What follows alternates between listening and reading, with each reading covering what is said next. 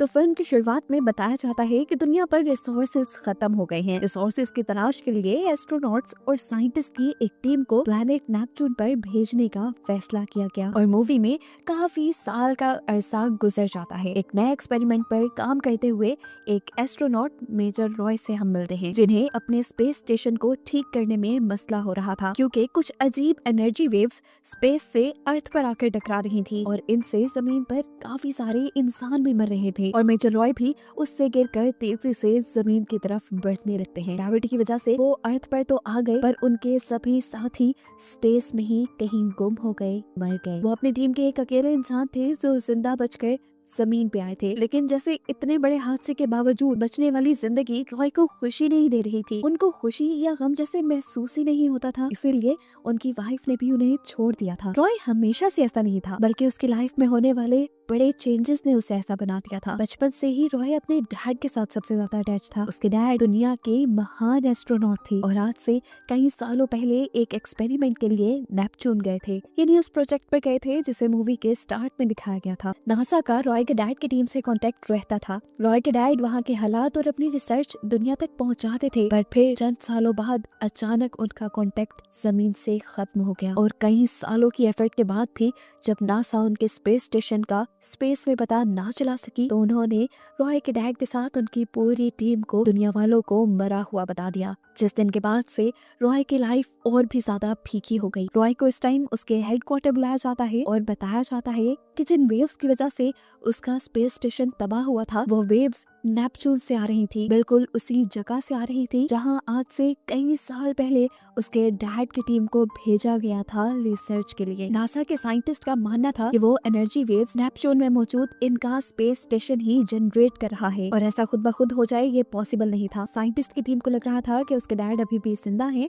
और वो नेपच्यून पे कोई ना कोई एक्सपेरिमेंट जरूर कर रहे हैं, जिसकी वजह से ये सब हो रहा है। शायद वहाँ बैठे रॉय के डैड ये बात नहीं जानते कि उनके इस एक्सपेरिमेंट से अर्थ तबाह हो रही है। साइंटिस्ट बताते हैं कि उन्होंने स्पेस स्टेशन में रॉय के डैड से कांटेक्ट करने की बहुत कोशिश की है, लेकिन वहाँ से कोई आंसर नहीं आ रहा। इस सब को रोकने के लिए ये लोग एक मिशन प्लान करते हैं। इस मिशन में रॉय के साथ उसके डैड के फ्रेंड को भी जाना था। सफर उनका शुरू होता है और अर्थ से रॉकेट लॉन्च होकर ये लोग सबसे पहले जाकर चांद पे लैंड करते हैं। मून पे लैंड करने के बाद इन्हें मून पे ही दूसरी तरफ अपने स्पेस कॉम तक जाना था, लेकिन रास्ते में ही इनके ऊपर यहाँ स्पेस पायरेट्स ने यानी डाकुओं ने हमला कर दिया, जिसकी वजह से रॉय के काफी सारे साथी मारे गए और रॉय भी जख्मी हो गया। फाइनली ये लोग मून के स्पेस कॉम तक पहुंच गए, लेकिन वहां जाकर देखा कि रॉय के बूढ़े साथी की भी तबीयत अब बहुत ज्यादा खराब हो चुकी थी। वो आगे मार्स तक का सफर कंटिन्यू नहीं कर सकते थे, इसीलिए उन्होंने अपने आप को यहीं पे रोका। रॉय को एक सीक्रेट चिप और मैसेज दिया और यहाँ पर उन्होंने बताया कि वो लोग नेपच्यून रॉय के डैड को रोकने नहीं जा रहे, बल्कि एक सीक्रेट मिशन पे जा रहे थे जहाँ उन्हें रॉय के डैड के एक्सपेरिमेंट को वहीं पर तबाह करना था, चाहे रॉय के डैड वहाँ जिंदा हो या ना हो। ये सुनकर रॉय को बहुत ज्यादा दुख हुआ, लेकिन फिर उसने मिशन कंटिन्यू कर लिया। लोगों को अब आगे मार्स पे जाना था। मार्स के रास्ते में इनके करीब एक और स्पेस स्टेशन इन्हें मिलता है। रॉय के कैप्टन वहाँ जाने का फैसला करते हैं क्योंकि वहाँ के स्पेस स्टेशन से ये लोग अपनी सप्लाईज पूरी कर सकते थे। यहाँ जाने पे उन्होंने देखा कि ये स्पेस स्टेशन तो बिल्कुल खाली है। यहाँ इन्हें कोई इंसान नहीं मिला, बस लैब में इन्हें एक खतरनाक मनमानस दिखा। इस बंदर ने इनको देखते ही इनके ऊपर हमला कर दिया। इस हमले में रॉय का कैप्टन जख्मी हो गया, लेकिन रॉय ने आगे बढ़कर अपने कैप्टन को बचाया और फिर उस मनमानस को एक वैक्यूम चैम्बर में डालते हुए उसका वैक्यूम बिल्कुल खत्म कर दिया, जहाँ पर वो मारा गया। उसको मारने के बाद रॉय अपने कैप्टन को लेकर अपनी शिप में वापस आ जाता है, जहाँ आकर इनको पता चला कि रॉय का कैप्टन अब मर चुका है। आगे का सफर इन्हें अकेले ही तय करना था, लेकिन बड़ा मसला तब हुआ जब मार्स से आने वाली एक बड़ी सी एनर्जी वेव ने उनके स्पेसशिप को घुमा दिया। इस मुश्किल घड़ी में भी रॉय ने हिम्मत नहीं हारी, उसे डर का एहसास नहीं हुआ और उसने अपने स्पेसशिप को हैंडल करते हुए मार्स पर लैंड करवा ही लिया। रॉय के यहाँ लैंड होते ही उसे एक मैसेज के लिए स्क्रिप्ट दी जाती है, जिसे वो अपने डैड के लिए रिकॉर्ड करे और यहाँ मार्स से ये लोग ये मैसेज नेपच्यून भेज सके। असल में नेपच्यून से मार्स तक कांटेक्ट हो पा रहा था, लेकिन अर्थ तक नहीं।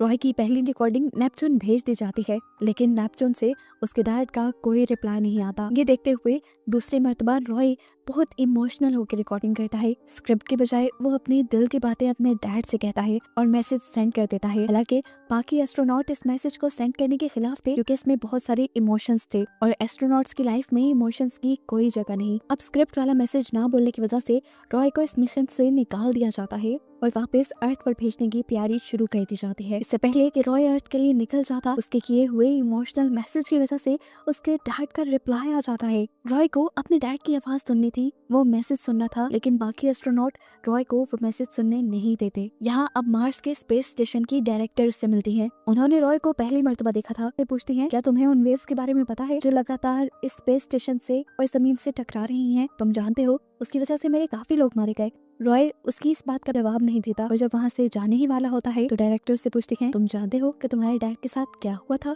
उसकी बात सुनकर रॉय रुक गया। डायरेक्टर ने अब उसे उसके डैड की एक वीडियो दिखाई जो काफी साल पहले उन्हें रिसीव हुई थी। इस वीडियो में रॉय के डैड सबको बता रहे थे कि उन्हें एक बहुत बड़े प्रोजेक्ट के लिए यहाँ नेपच्यून पर भेजा गया था। इनकी रिसर्च बहुत अच्छी चल रही थी, लेकिन रॉय के डैड के बाकी सारे साथी अकेले रह रहकर यहाँ पे साइकोलॉजिकली वीक हो गए। यहाँ की जिंदगी उन्हें बेकार लगने लगी और उन्होंने अर्थ पर वापस जाने का फैसला किया। लेकिन रॉय के डैड अपने सफर में इतने आगे निकलकर वापस जाना नहीं चाहते थे क्योंकि वो कैप्टन थे। सबकी मजबूरी थी उनकी बात मानना, लेकिन सब ने यहाँ पे उनके साथ बगावत की और मिलकर अर्थ पर वापस जाने का फैसला किया। ये देखते हुए रॉय के डैड ने स्पेसशिप के सारे ही लाइफ सपोर्ट सिस्टम डिसेबल कर दिए, बंद कर दिए, जिसकी वजह से उनके क्रू के सभी मेंबर्स मारे गए। ये सुनकर रॉय शॉक में था क्योंकि उसके डैड, जिसे दुनिया का सबसे बड़ा साइंटिस्ट, सबसे बड़ा एस्ट्रोनॉट माना जाता था, वो असल में एक कातिल था। रॉय अब गुस्से में झुंझलाने लगा। डायरेक्टर ने उन्हें बताया कि मेरे मॉम डैड तुम्हारे डैड के क्रू का हिस्सा थे। ये लोग पहले मार्स पर आए जहाँ मार्स पे मेरा जन्म हुआ। उसके बाद ये लोग नेपच्यून के लिए निकल गए। नेपच्यून से वापस आकर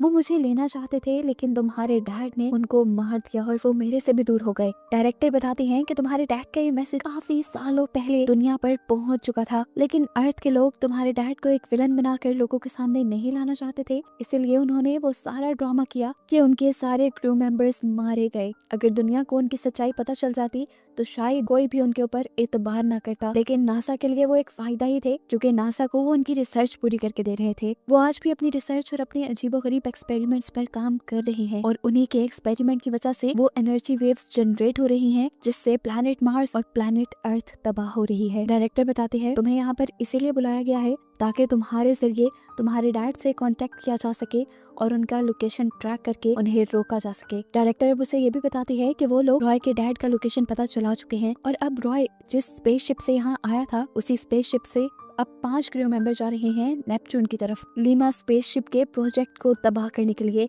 यानी तुम्हारे डैड के एक्सपेरिमेंट्स को तबाह करने के लिए। रॉय को अब अपने डैड से मिलना था जिंदगी में एक मर्तबा। वो डायरेक्टर से कहता है कि आप मेरी मदद करेंगी। डायरेक्टर उसकी बात मान जाते हैं और उसे कहती हैं कि मैं तुम्हें सिर्फ रॉकेट तक पहुंचा सकती हूँ, उससे आगे तुम्हें खुद सफर करना होगा। रॉय मान जाता है और अब डायरेक्टर उसे एक टनल के जरिए रॉकेट लॉन्चर तक पहुंचा देती है। यहाँ से रॉकेट लॉन्चिंग स्टार्ट होने ही वाली थी, लेकिन तेजी से रॉय ऊपर की तरफ चढ़ने लगा। ठीक लॉन्चिंग के टाइम पर रॉय स्पेसशिप का दरवाजा खोल लेता है और अंदर आने की कोशिश करता है, जिससे स्पेसशिप के अंदर खतरे के अलार्म बजने लगते हैं। ये लोग बाहर जब चेक करने गए तो इन्हें बाहर रॉय दिखा, जिसे देखते ही इन सब लोगों ने रॉय को बेहोश करने का डिसाइड किया क्योंकि वो इनका मिशन खराब भी कर सकता था। इस सब के दौरान इन्होंने ध्यान नहीं दिया कि स्पेसशिप का दरवाजा अभी भी खुला है। स्पेसशिप के दरवाजा खुले होने की वजह से अंदर का प्रेशर काफी डाउन हो जाता है। इन लोगों के ऑक्सीजन टैंक भर जाते हैं। ऑक्सीजन की कमी की वजह से अब यहाँ पर क्रू मेंबर्स मारे जा रहे थे, लेकिन रॉय अभी तक जिंदा बचा था क्योंकि उसने स्पेस सूट पहना हुआ था। अब उसने अपनी स्पेसशिप का दरवाजा बंद किया और कंट्रोल डेक की तरफ चला गया। वहाँ जाकर उसने अर्थ पर यहाँ इस स्पेसशिप में होने वाला सारा वाकया बताया और नेपच्यून के लिए सफर शुरू कर दिया। इस पूरे सफर में वो काफी डिप्रेस्ड रहा था। वो अपने डैड को क्या समझता था और उसके डैड क्या निकले, वो तो उसे भी छोड़ गए थे। अपने डैड के वीडियो क्लिप्स देखते हुए उन्हें वीडियोस में उसकी वाइफ भी आ गई, जिसे देखकर उसे दुख का एहसास होने लगा। वो सोचने लगा कि वो ऐसा क्यों है, उसकी जिंदगी में इतना अकेलापन क्यों है। ये सब सोचते सोचते उसे रियलाइज होता है कि उसका ये अकेलापन सिर्फ उसके डैड के दिए हुए डिप्रेशन की वजह से है। उसके डैड के जाने ने उसको मेंटली अनस्टेबल कर दिया था, जिसके बाद से उसने अकेले ही रहना शुरू कर दिया और किसी के साथ भी वो अब कंफर्टेबल नहीं होता था। वो अब थक चुका था। थोड़ा वक्त गुजरता है और दिखाया जाता है कि finally Roy Lima space station Neptune में पहुंच गया था। यहाँ जाते ही उसके रोंगटे खड़े खड़े हो गए क्योंकि उसने देखा कि ये पूरा स्पेस स्टेशन खाली था और जगह जगह मरे हुए एस्ट्रोनॉट्स की लाशें उड़ रही थी। उसे यहाँ अपने डैड भी कहीं नहीं दिखे और आगे जाने पर एक बड़ा सा कंटेनर नजर आया। इसके अंदर ही केमिकल रिएक्शन हो रहा था जिसकी वजह से एनर्जी वेव्स जनरेट होकर अर्थ और मार्स को तबाह कर रही थी। वो जानता था कि अब उसे इसी कंटेनर को तबाह करना है। वो अपना न्यूक्लियर वेपन लोड करने लगता है कि तभी उसके डैड उसके पास आ जाते हैं। वो ऊपर की तरफ खड़े हुए थे। उन्होंने रॉय को देखते ही पहचान लिया और पूछा, रॉय क्या तुम हो वहाँ पर? रॉय इतने सालों बाद अपने डैड को देखकर इमोशनल हो गया। ना चाहते हुए भी उसने पूछ लिया, कैसे हैं डैड? उसके डैड ने जवाब दिया, थका हुआ हूँ, काफी सालों से इन एनर्जी वेव्स को कंट्रोल करने की कोशिश कर रहा हूँ। ये सुनकर रॉय भी हैरान हो जाता है क्योंकि उसे तो खबर मिली थी कि उसके डैड जानबूझकर ये सब बना रहे हैं। वो अब अपने डैड से इसकी सच्चाई पूछता है तो डैड उसे कहानी बताना शुरू करते हैं कि जब मेरे सारे क्रू मेंबर्स यहाँ से जाने लगे तो ये स्पेस स्टेशन भी तबाह होने वाला था। हमारी स्पेसशिप में एक एंटी मैटर था जो स्पेस की दूसरी एनर्जीज को अपनी तरफ अट्रैक्ट करने लगा और फिर इसके अंदर से बहुत बड़ी एनर्जी वेव्स निकलने लगी। इन्हीं वेव्स की वजह से मेरे सारे क्रू मेंबर्स भी मारे गए, लेकिन मैं बच गया और इन वेव्स को कंट्रोल करने की कोशिश में लग गया। उसकी बात सुनकर रॉय हैरान होता है और उनसे कहता है, आप परेशान मत हो डैड, अब मैं आ गया हूँ, अब मैं सब ठीक कर दूंगा। ये सब ठीक करके हम दोनों अर्थ पे चलेंगे। लेकिन उसके डैड ने ये सुनते ही मना कर दिया क्योंकि वो अर्थ पे जाना नहीं चाहते थे। उसे बताते हैं